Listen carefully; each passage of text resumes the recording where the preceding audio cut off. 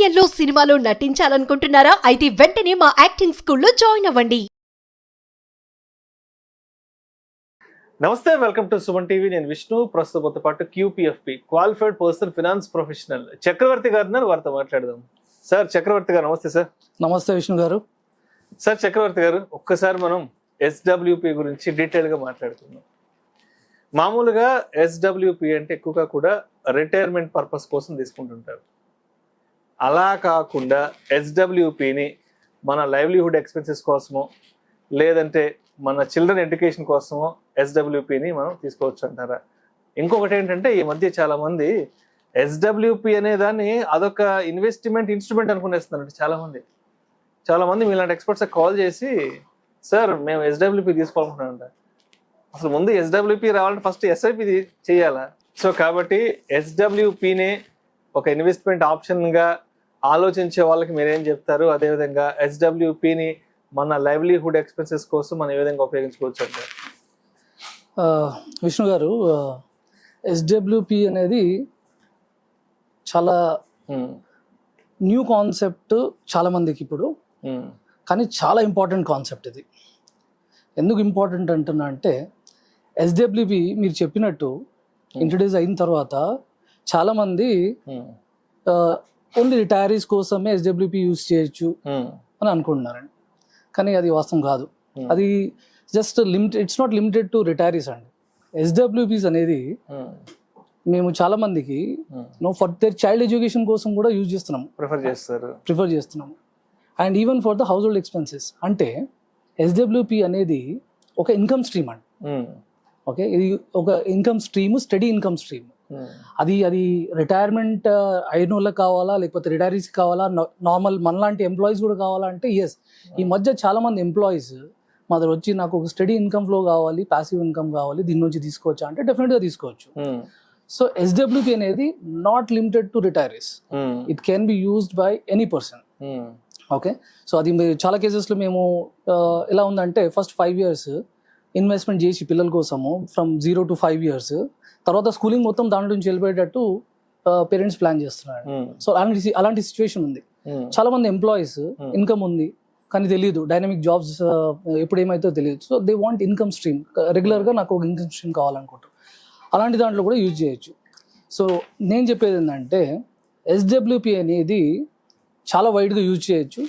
చాలా పర్పసెస్ ఉన్నాయి SWPకి. సో మన కేస్ స్టడీ ఎలా ఉందో అది మనం బేస్ చేసుకొని మన SWP అనేది మనం యూజ్ చేసుకోవచ్చు. ఇంకోటి నేను మీకు ఒక ఎగ్జాంపుల్ చెప్తానండి. రీసెంట్గా చాలా మిత్స్ ఉన్నాయి SWP అంటే చాలా మందికి ఇంకా తెలీదు. అంటే మొన్న క్లయింట్ వచ్చేసి నాకు SWP కావాలి అన్నారు. SWP కావాలంటే సరే తీసుకోండి SWP ఇట్లా కావాలంటే మీరు ఎంత ఇస్తారు అన్నారు రిటర్న్ అన్నాను. మీరు యూ కెన్ 6 to 7% ప్లాన్ చేసుకోవచ్చు సేఫ్టీ కోసం అంటే, అదేందండి పక్కన వేరే అడ్వైజర్ నాకు 10 to 12% ఇస్తుంటే మీరు 6% ఇస్తున్నారు ఏంది అన్న. అయితే నేను వాళ్ళకి ఎక్స్ప్లెయిన్ చేయాల్సి వచ్చింది. SWP అనేది ఫిక్స్డ్ డిపాజిట్స్ కాదండి.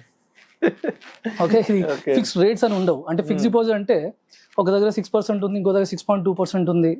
అలాంటప్పుడు అది రేట్ ఎక్కువ వస్తుంది కదా, అక్కడ వెళ్ళిపోవాలి బ్యాంక్స్ లో అని అనుకుంటాం. కానీ SWP అలా ఉండదండి. SWP అనేది ఫ్లెక్సిబుల్ ఉంటుంది. మన విత్డ్రాల్ మనం చూస్ చేసుకోవచ్చు, ఆ 10% మనం కూడా ఇవ్వచ్చు. కానీ SWPలో ఉన్న మెయిన్ ఇంపార్టెంట్ థింగ్ ఏంటంటే SWR అండి. కొత్తగా ఉంది సార్, ఫస్ట్ టైం చెప్తున్నారు, మీరే చెప్తున్నారు SWR గురించి.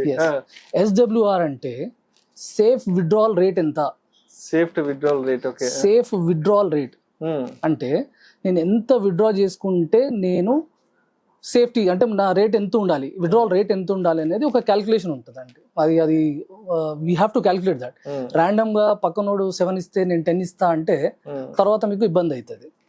ఈ క్యాల్కులేషన్ చాలా ఇంపార్టెంట్. నార్మల్గా అతనికి నేను ఎక్స్ప్లెయిన్ చేయాల్సి వచ్చిన తర్వాత ఒక ఎగ్జాంపుల్తోని, for example safe withdrawal rate అనేది ఏందనేది ఎక్స్ప్లెయిన్ ఎలా చేయాలంటే, ఒక 3 ఎగ్జాంపుల్ కేస్ స్టడీస్ చెప్పానండి. ABC ఆర్ అమర్ అక్బర్ ఆంథోనీ అనుకోండి ఒక ఎగ్జాంపుల్. ఓకే, అమర్ ఏమన్నాడంటే, నాకు $50 lakhs ఉన్నాయి, 50 lakhs నేను తీసుకొస్తున్నాను, నాకు SWP కావాలి. ఓకే, నాకు 20 years కోసం SWP విత్డ్రాల్ కావాలి అన్నారు. ఒక లంసం పెట్టుకుంటా, ఎస్, ఒక 50 లక్షలు పెట్టుకుంటా అన్నారు. 50 లక్షలు పెట్టుకుంటాను కానీ నాకు at the end of 20 years నాకు 1 crore కావాలి, క్యాపిటల్ అప్రిసియేషన్ కూడా ఉండాలి అన్నారు. అదొక కేసు. ఓకే. అక్బర్ ఆయన ఏమన్నారంటే నా 50 లక్షలు తీసుకొస్తాను, నాకు ఎస్డబ్ల్యూపీ కావాలి, బట్ నా క్యాపిటల్ ప్రిజర్వ్డ్ ఉండాలి, అంటే నా క్యాపిటల్ నాకు కావాలి after 20 years, which is 50 lakhs. ఇంకో కేసు యాంథనీ, ఓకే, నేను 50 lakhs వస్తున్నాను, నాకు ఎస్డబ్ల్యూపీ కావాలి, బట్ నాకేం అవసరం లేదు, నీల్ బ్యాలెన్స్ నాకు నా కన్సంప్షన్ కోసం కావాలి, ఇది 20 years కావాలి అని అన్నాడు. ఈ 3 సినారియోస్ డిఫరెంట్ ఉన్నాయి. ఒకటేమో క్యాపిటల్ అప్రిసియేషన్ కావాలి, ఒకరికేమో క్యాపిటల్ ప్రిజర్వేషన్ కావాలి, ఇంకోటేమో కన్జంప్షన్ కోసం. సో ఇన్ని ఆప్షన్స్ ఉంటాయండి ఎస్డబ్ల్యూపీలో. సో మీకు ఏది కావాలి అని నేను అడగడం జరిగింది. సో ఈ 3 సినారియోస్లో మీకు ఒక క్యాల్కులేషన్స్ మీకు జస్ట్ బ్రీఫ్గా చెప్తానండి ఎలా వర్కౌట్ అవుతాయి అనేది.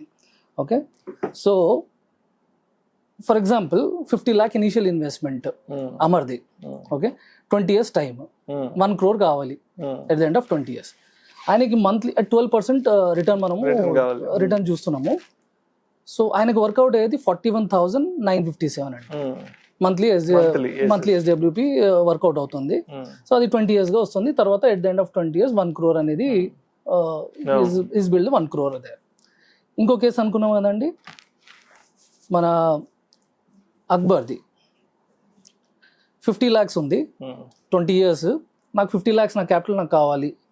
అలాంటి సినారియోలో నా మంత్లీ ఇన్కమ్ అనేది కొంచెం పెరుగుతుందండి. From 41,000 it is 47,445. ఓకే, కొంచెం ఇన్కమ్ పెరుగుతుంది ఎందుకంటే కార్పొరేట్ రిక్వైర్మెంట్ తక్కువ.